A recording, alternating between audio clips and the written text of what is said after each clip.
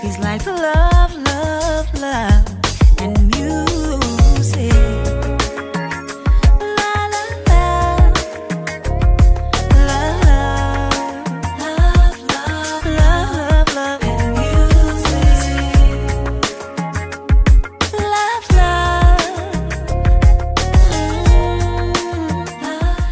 love. Hello everyone. Thank you for tuning in. I am Jay Lee. This is JD's Corner. This is really a quick little gossip thing. It's like 3 things I want to talk about, but it's not that much. But I'm like, let me do something. You know, December is an easy month. Well, not even an easy month, but there's not much on television. So I'm throwing things in here and there. It's like 40 degrees here, so it's hot in my apartment, so you're going to hear my fan, you know. But I love you anyway, okay? If you have not done so already, please take a minute to subscribe to my channel and become a whole J Bird. I love all my J Birds. This pimple on my nose, my lip would not let me be great. You know, it irks my nerves. But yeah, but I'm so cute though, so whatever. Anyway, do not forget to like, comment, and share this video. To also make sure to hit that notification bell, because it lets you know when I have new videos up. And then, you know, shop my Teespring merchandise. It should be in the description box below. Also a little, you know, a little advertisement bar from Teespring. All that goodness. So, first things first, what do we have? Michelle Williams. Williams, okay, y'all know from Destiny's Child or whatever, from Chad Loves Michelle or whatever, from her When Jesus Says Yes, Nobody Can Say No, all that stuff, you know what I'm saying? She's great. She has been asked by her doctors to not be in the Broadway play that she was going to be in. Now, she was only there for 2 weeks. She'd been there for 2 weeks only. That's her, you know what I'm saying, like a little dress rehearsal or whatever. She was going to be in the play. Well, she was in the play once on this island. She was playing a goddess. I can't name or pronounce her character's name. It was something, and I didn't want to mispronounce it, Jesus, and be all kind of wrong and stuff. Let me get my water together because I might get a little thirsty. But yeah, she was going to be in the play or whatever. But her doctors told her to like immediately, you know what I'm saying, take a leave of absence from this play. We do not know what kind of doctor. Was it her PCP? Was it a, you know, a neurologist? Was it a psychologist? Okay, we don't know if it was. So we don't know whether it was like physical stuff or medical stuff or mental stuff. We know she battles with depression here and there. We know she also just broke up with her fiance, so that's a whole nother thing. So, you know, we are not sure what's going on with Michelle, but she won't be in this play no more. But we wish her well. As Alex says, I don't know her, but I wish her well. But we do know Michelle, but we do wish her well. We do know that they will have her understudy stepping in for her, who will be there until December 26th, and then after that, somebody else is going to take over until the play ends on January 6th. Michelle has a lot going on recently. She's very much so in the news, in the blogs, in the gossip columns and all that stuff. I don't know if you can say good or bad reasons. They say no, you know, they say no press is bad press or all press is good press. But now when the press is that you breaking up with your fiance, you know, backing out of a paid theatrical gig. So I do wonder if Michelle is taking the much needed time she needs to get herself back spiritually, mentally, and physically in the best state of her life. Because again, you know, breaking up with someone, dealing with depression, dealing with any kind of mental anything can take its toll on a person. We do know also that, you know, plays and stuff are very, very time consuming, very stressful, and we don't want to do too much. You know, we do not want people doing too much just so that they can save face and people won't talk about them. If that girl can't be around and do things for mental and physical issues, it's, you know, that's just what it's going to be. So what we do, we wish her well. Okay, and next, guess who made up? Guess who friends now? Guess, oh, wrong person. See, I'm messing up over here. Where is it at? That's something different, y'all. That's something different. Okay, here we go. This is who is friends now. This is the right picture, okay? This right here. Waka, Flocka, Flame, and Gucci Mane basically I won't say they back being friends, but they definitely are no longer beefing right now. So we do know they have been friends for a while. Then they got beefed out for a while, mainly because Gucci Mane, back when he was on drugs and stuff, back when he was acting crazy a little bit, ranting and raving on Twitter because he was high off them drugs. He didn't look like that back then. He looked a little bit different, okay? And I'm not going to pull up the old photo of what he looked like before because I'm not going to do that, okay? He's a whole new man now. He's came very, very far. Anyway, back in like 2012, 2013, Gucci was on them drugs, okay? He was on Twitter saying all kind of foolishness and craziness about Nicki Minaj, about Waka Flocka, and the shit did not pan out too well, which made, Waka say back then he ain't gonna ever be friends with Gucci again, and they had not talked ever since. Even though Gucci was in jail for a few years, even though Gucci got out and was a whole different person, Gucci went ahead and got married, all this stuff, walking out with his girl, his wife, Tammy. They're gonna be on marriage boot camp or whatever. I wonder if Gucci and what's his girlfriend, his wife's name? Keisha. If Gucci and Keisha gonna ever be on Love and Hip Hop, that would be interesting if they had them on Love and Hip Hop with Waka. That would be, we'll see. Anyway, Waka was on social media, I want to say last week. I think it was last week when I saw it. And he was on his little IG saying how he ain't trying to go into 2019 with no beefs, no issues with nobody, no past, old messy things or nothing. He wanted to, have a whole clean slate. So he said on his own page, Gucci, let's mend this. I don't want no more issues, hit me up, let's talk, let's chat, get in contact with me. And we seen all that. So Gucci was on a radio show, a radio interview in Atlanta, this within this past week, and the host asked him about it, if he had seen Waka's post or whatever, and he said, I did see it. He's like, I saw it, and I honestly thought it was some important, like it was some, urgent or whatever, so I did hit him up. We had that conversation or whatever, and yes, I did reach out to him, and all he said was him saying everything is fine between them or whatever, because they had that conversation. Now, to me, that don't mean they friends. That don't mean they back to being buddy. Don't mean they being back to brother. It just means the issues we had are dead, okay? We ain't got no issue with each other anymore, and let's try to move forward from there. And that's all you can kind of ask from people who want to have a real good start with each other to, mend the bullshit. I do believe Gucci was on... Gucci looks completely different than what he used to look. People say he a goddamn clone because he looks so different. But if he looks different, how can he be a clone? But that's not neither here nor there. But you can tell he has changed and grown and got more mature, and I think that's the reason he and Waka was able to, mend they little broken fences. Okay. The next what we have was what I accidentally showed y'all a minute ago. Donnie McClurkin. So good old Donnie, okay, was in a whole car accident other day, okay? He crashed his car. That's his car. That's him in the hospital after the fact. Letting people know he is alive by the grace of God. Amen. Won't he do it? Okay. Now, he kind of lost consciousness, kind of passed out or fell asleep, one of the three, when he was behind the wheel driving. He admits that he, lost consciousness in some way, shape, or form. We don't know if that means sleep or really passed out, but he wasn't conscious. Okay, let's say that. And he does say how, like, two good Samaritans, two human angels followed him or followed his car as it was going every which way, and they followed him until his car like hit the median, like crashed, and we could see how bad the car is.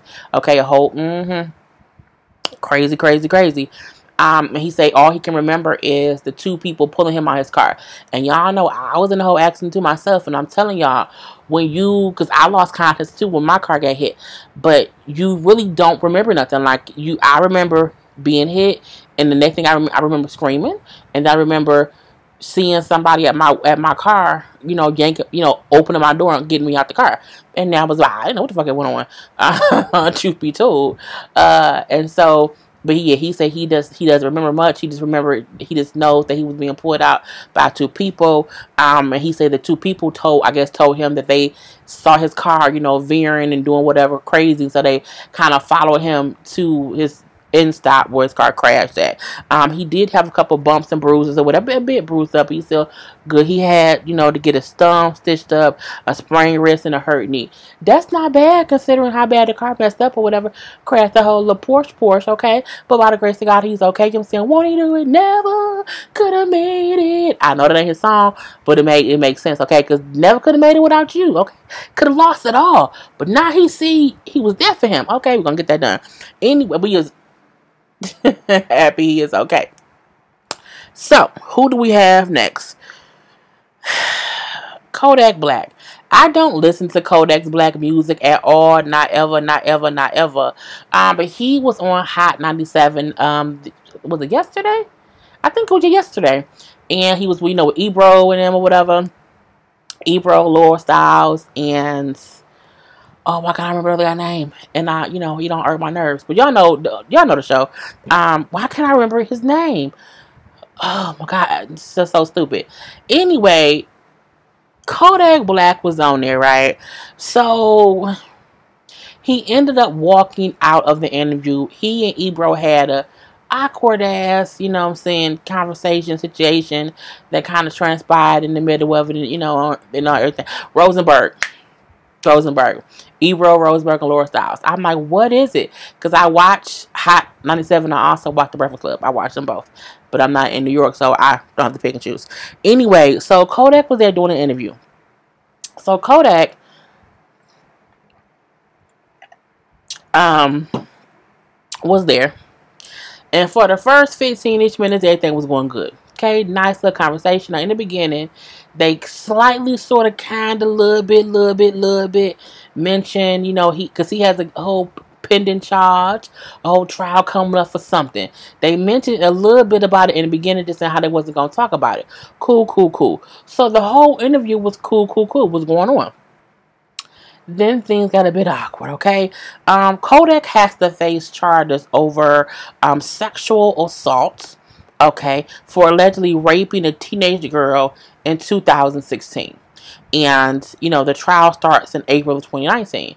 So Ebro says towards the end of this interview, and this is what he said, with respect to everybody involved in that case. We can't get into any details today. But we take sexual assault here serious. We can't get into details, but we hope to have you back so we can have a deeper conversation about that because it's a serious topic. That's what he said. Kodak didn't say shit. He just stayed silent and looked at him like, you can tell he was a little bit perturbed. This is my thing. I feel like when you are an artist or anybody and you have pending charges for something, you can't expect people to not inquire. Okay? And, Ebro did say, I know we can't get into details about it. I know we can't do that, but it's a serious topic, and I hope to have you back so we can later have a deeper conversation about it because it's a serious topic. And what I took from him saying that was, I'm not saying whether you're guilty or innocent. I don't know what it is. What I do know is anyone being accused of sexual assault, that's serious. So once this case is resolved in one way or the other, you can come back and we can talk about it because you can't talk about it right now. And I said that was the politically correct to say, I know you can't say shit, but this is what I want you to know. And I'm also not going to ignore the fact that you have a whole sexual rape charge against you. Okay? And you have to go to court for that. That's what it was. So we then see how Rosenberg try to change the subject and say, hey, what do you think about, people who don't think that we really went to Mars? To the moon. Because who said that? Stephen Curry said that. Kodak said, man, that's some bullshit. Fuck da. And they would laugh thinking he was being he was cracking jokes or whatever. But Kodak was mad. He kind of felt like they was playing with him. And I felt like Rosenberg was trying to awkwardly change the subject because he's seen that Kodak wasn't in a good mood from that question. And so Ebro him saying, you look, upset or you look perturbed that I asked you that I brought that up. And then, Kodak's all I feel like, some people going through things, like, y'all get entertainment, like, y'all try to make fun of it, like, be entertained by that shit. And I don't like that, you know what I'm saying? We need to, change the subject or I'll leave. And Ebro said, well, we can end it right now. Like, we ain't gonna do nothing. And so Kodak leaves. And you do hear Ebro say, I ain't gonna let nobody, tell me how to run my show. And I'm like, Lord, so he leaves. It wasn't no incident, wasn't no fight, wasn't no arguing, but he leaves. So today, Trick Daddy gets all involved, and Trick Daddy on his IG or whatever, his social media, going off on Ebro. You supposed to be the old dog. You supposed to be the big man. You supposed to be you supposed to be the OG. You supposed to, help these youngins, lead them not into temptation. I'm like, he not Jesus. That's a prayer. Lead us not. I'm like, that's the lowest prayer. What is you talking about, Trick Daddy? And he hype. I don't give a fuck. I want all the motherfuckers smoke. Come see me. I'm like, why you want to fight Ebro, dude? Like, is Kodak your kid? Like, what? And Ebro didn't do shit besides say the interview can end right now, dude. That's it. You know what I'm saying? I don't think Ebro disrespected him. I think he could have. I'm so thirsty. I do think he could have not been so matter-of-factly. Like, oh, you mad? You can leave. Oh, you pissed off? Interview's done. I do think he could have said it in a different tone. But I also get how he like, I'm not gonna let you try to run shit here because you mad because you got this charge when I didn't ask you shit. I just said hopefully you can come back and we can discuss it. So, it was on the radio this morning, Laura, Ebro, and Rosenberg discussing how the interview went bad. They didn't talk about Trick Daddy, because I don't believe they had seen it. And if they did, because I was listening to it, I was doing something else. I had a plan, but I can't remember. I don't think they brought it up, though. But they were just more arguing about was Ebro right or wrong for how the interview went. Rosenberg felt like, Ebro could have done things better. Not saying he was 100% wrong, but it's saying there were points where you could have, like one, you didn't have to bring it back up. Because we had already talked that you didn't have to bring it back up, but you weren't wrong for bringing it back up.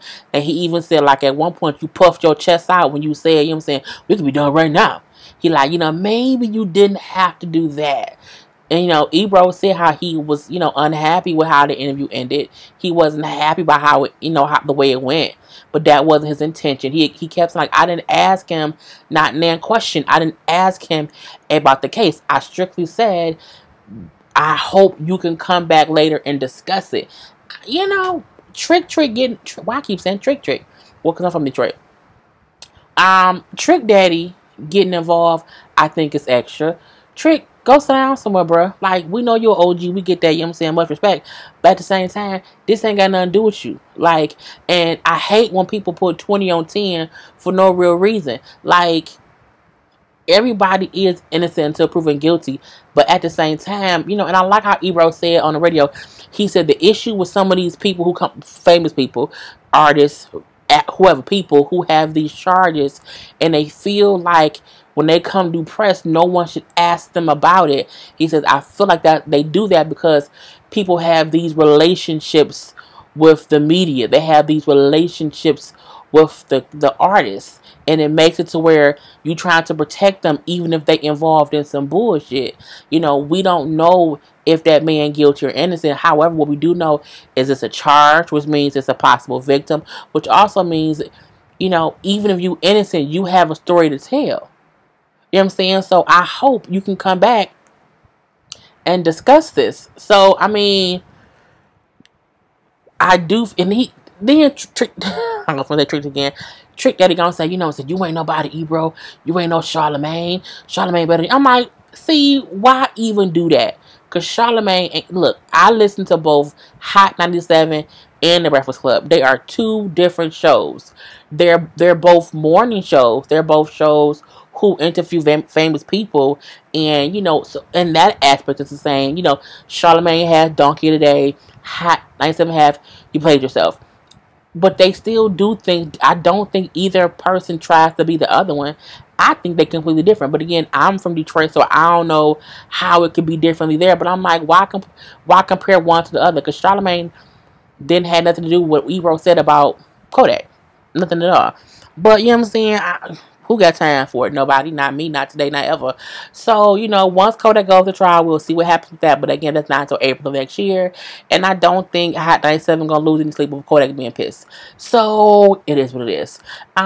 Lastly, people had babies and stuff, and they showed us pictures and stuff. Kenya finally showed us a picture of her baby. And, we also seen a picture that she showed of the husband and the baby. So that is Miss Brooklyn. It was called Brooklyn Doris Daly. She looks adorable. Absolutely adorable. Okay, I'm going to blow it up. In case you want to see it a little bit more, I'm going to cover my own stuff up. Oh, isn't she gorgeous? Oh, she's a little cutie patootie. Little cutie patootie. Oh, she's so gorgeous. And, Kenya looks great as well. Dad looks like a doting dad. So that's also wonderful. Isn't she cute? Isn't she cute? So, yeah, they had the baby on November. Was it November 4th? Yeah, November 4th. It was the same day that the Housewives aired. Of course, people were saying that she purposely did that so that she can show up the girls. But that baby is adorable. Oh, she's so cute. So she finally let people see the baby. The story was on People, where she shared the first photo of her. And I'm like, it's just so perfect. It's so perfect. And the last baby we will see, honey, A1 and Lyrica had their baby boy. And there he is. Looking like his grandma. He looked just like his grandma Pam. Like, he's so cute. Yes, they put that boy in some pearls. I'm like, A1, that had to be all A1. It was a bunch of bullshit if you asked me to put the baby in some pearls. But I get it, you're trying to be funny. He's a cute little boy. The baby's name was Ocean Zion Bentley. She had him earlier this month. He's not that much. Was it earlier this month? Or it was like the end of November that she had him. I can't remember the exact date. But he is adorable as well. But he do look just like Pam. Pam looked like Pam, but, Ocean looking like Pam ain't that bad because Ocean is a boy. That's no tea, no shade, somebody's drama. But, he's cute, but he looks like Pam. He looks like his grandma. So I think it could be because all the time, they say your baby sometimes come out looking like the person who gets on your nerve the most. Wait, but my nephew looks just like me. Well, I did get on my sister's nerve. I was always around. But, don't know her. And she ain't like that. But yeah. That baby is adorable. And that's all I have, y'all. I told y'all just a little bit, this, a little bit of that, whatever. I want to throw some up there. I hope y'all enjoy this. I'm going to do my Teen Mom reviews as well. I'm getting those up in a minute because it's just not midnight. So I can do them both be done by 2 a.m. I will be live tomorrow, Friday. Today, because y'all will see this on Friday. So today, Friday the... Bitch, is it the 13th? No, it's the 14th. Oh, no, Jesus. The 14th, 10 p.m. Eastern Standard Time. Get your questions together. Y'all know as long as y'all have questions, I'm on live. When the questions is done and over with, I'm out. Other than that, I am Jay Lee. This is Jay Lee's Corner. Bye. Peace. He's like love.